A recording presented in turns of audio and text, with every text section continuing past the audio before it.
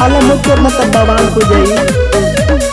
आस पास बॉडीगार्ड के रहते चढ़ गई टन से, नाही घबराइल ना डराइल तनिको गन से। अरे कौना के लइका हरे बाड़ा मन बढ़ू बा। आस पास बॉडीगार्ड के रहते चढ़ गई टन से, नाही घबराइल ना डराइल तनिको गन से। कोई लश्कर नामा ऐसन कौन कारण बा, कोई लश्कर नामा ऐसन कौन कारण बा। आपको दोनों जना के मने जानत होई। चाचा नीतीश पर चलौले चटकन बा। कौन हो रे? चाचा नीतीश पर चलौले चटकन बा।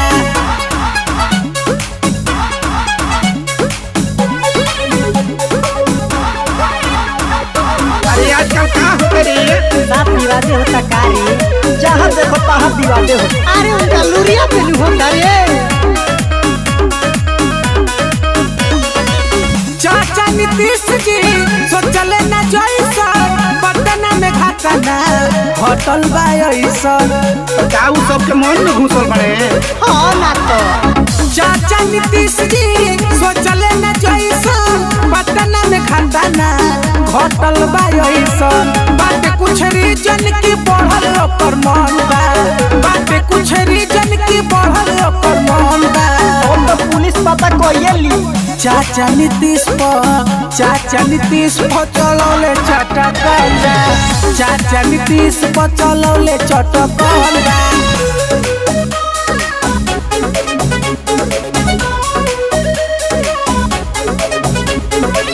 श्रद्धा भक्ति से तो कुछ हो सकता। ये तो बिहार विकास करत रे बाबू।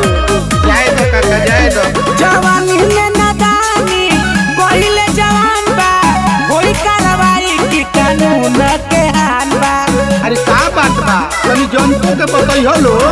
जवानी में नादानी पहिले जवान बा, कोई कार्रवाई की कानून के हान बा। राजन रवानी दीपक जानी बड़ी गहन बा, राजन रवानी दीपक जानी बड़ी गहन बा। कांडे ओइसन भइल बा। चाचा नीतीश पर चलौले चटकन बा। चाचा नीतीश पर चलौले चटकन बा। उ तो साफ बेलूरा बारे। जाए दो उ तो लइका बा।